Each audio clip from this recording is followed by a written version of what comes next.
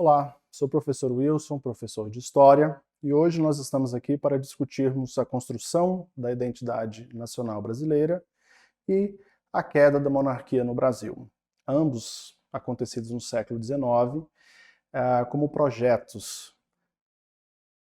Falar sobre a identidade brasileira no século XIX apresenta muita complexidade, porque a identidade brasileira ela foi construída aos poucos, ligada ao projeto de Estado e das elites brasileiras. Ou seja, existiram pessoas que pensaram como deveria ser essa cultura no Brasil e o que seria considerado como cultura no Brasil. Nessa construção da identidade brasileira cultural, nós temos um conflito, digamos assim, entre a cultura popular e a cultura erudita. Cultura popular é aquela cultura que se baseia nos costumes e tradições de um povo. E a cultura erudita está relacionada a um pensamento mais crítico, elaborado e muito elitizado de sociedade. Ao longo do tempo, no Brasil, nós tivemos a mistura de várias culturas. Nós tivemos a cultura portuguesa, com o catolicismo, na comida também, na língua principalmente. Nós temos a cultura indígena, com a comida diferenciada, com as danças. Nós temos a cultura africana, que somos influenciados inclusive na religião, nas danças também. Porém, a cultura elitizada ou a cultura erudita ou cultura, ela é diferente da cultura popular, porque a cultura popular é aquela que emana do povo, dos sentimentos do povo, que é passada de geração em geração. E nós não podemos esquecer que a identidade é ligada ao projeto, a construção dessa identidade nacional, ela é ligada ao projeto de Estado e de nação de suas elites, desde a época do Império do Brasil, perpassando pela República com a fabricação de seus heróis. Analisar a cultura brasileira no Segundo Reinado, nós temos a oportunidade de verificar como algumas dessas produções elas chegaram até nós.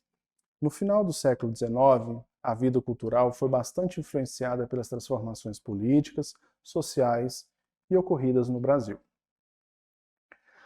Nós podemos citar como exemplo a literatura. No início, a literatura brasileira, digamos assim, era com temas ligados principalmente à natureza, aos indígenas e apresentava o ideal de construção dessa pátria e de exaltação dessa pátria nascente, chamado de romantismo. Já com Machado de Assis, o romance ele se torna mais realista, ele se torna contestador das realidades vividas e apresentadas no Brasil. Na pintura, os temas eram relacionados a temas religiosos, históricos e também relacionados ao cotidiano do povo brasileiro. Um grande pintor que esteve no Brasil e que registrou o dia a dia dos brasileiros foi o Francis Debré, que esteve aqui durante muito tempo. A música, no Brasil, nós temos alguns expoentes musicais. Nós temos a música erudita, porém essa música erudita ela não foi a única. Como exemplo de música erudita, nós podemos citar o compositor e maestro Carlos Gomes, com a sua composição O Guarani, foi estudar na Europa, escolheu a Itália, foi apadrinhado pelo Império Brasileiro, por Dom Pedro, para poder estudar música na Europa. Ele aprende e volta justamente com a ópera O Guarani.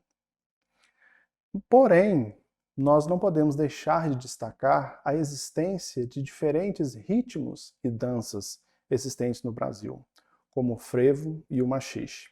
Eles ganharam espaço nas ruas e nos bailes populares.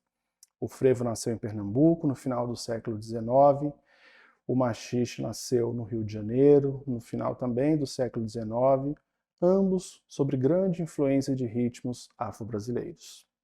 Não podemos deixar de citar como parte importante da nossa cultura o carnaval. No século XIX, começaram a surgir as primeiras sociedades carnavalescas que tinham por objetivo organizar as brincadeiras de rua para evitar problemas com a polícia. Se citamos que existiam problemas com a polícia, nós podemos perceber que era uma cultura que era marginalizada pela elite, então, do Império Brasileiro. Dentro dessa perspectiva, nós fizemos uma análise de como se dá a construção da identidade da cultura nacional brasileira, formando o que é ser brasileiro, o que significa ser brasileiro. E eu deixo uma pergunta no ar para vocês. O que é ser brasileiro para você? Pense por um momento, reflita e pondere um pouco sobre isso.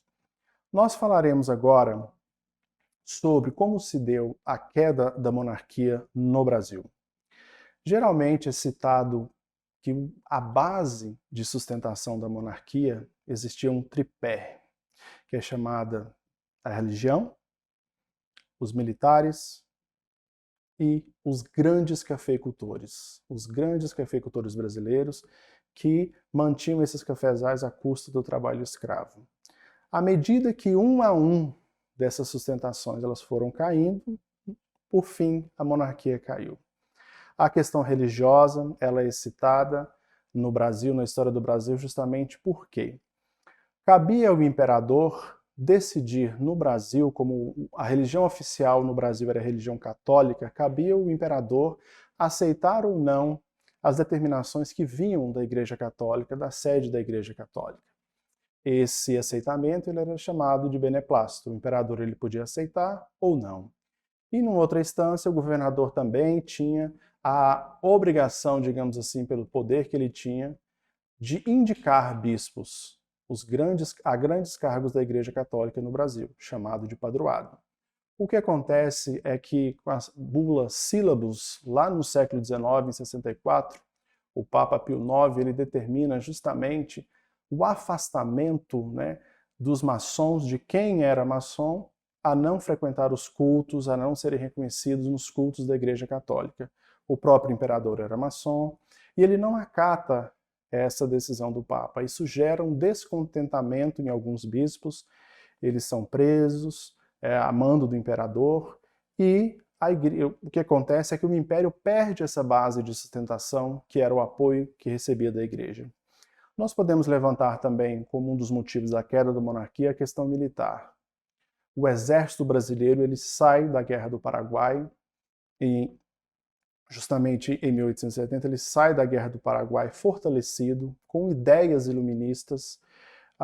Os escravizados que participaram também da Guerra do Paraguai como soldados, eles saem querendo liberdade. E nessa perspectiva, o exército queria ter maior participação política, o que foi impedido pelo imperador Dom Pedro II, justamente pelo poder que ele detinha. E nessa perspectiva, o exército passa a questionar abertamente o sistema monárquico e, consequentemente, a monarquia no Brasil.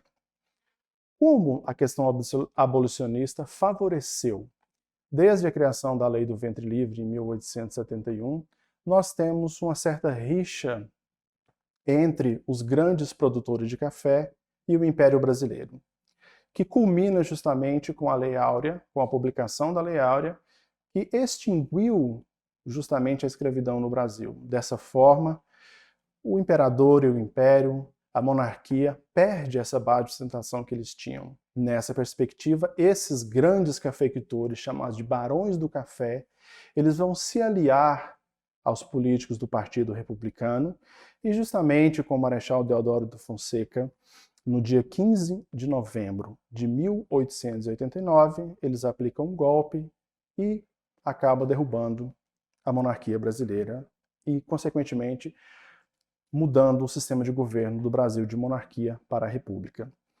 Nesta aula, nós vimos como se deu a construção e constituição da cultura nacional e identidade nacional no Brasil do século XIX. Identificamos que essa identidade ela foi construída sob a tutela da elite econômica e intelectual brasileira. Problematizamos também sobre as condições que determinaram o fim da monarquia e o advento da república no Brasil. Essa foi a nossa aula de hoje e espero vocês para a próxima.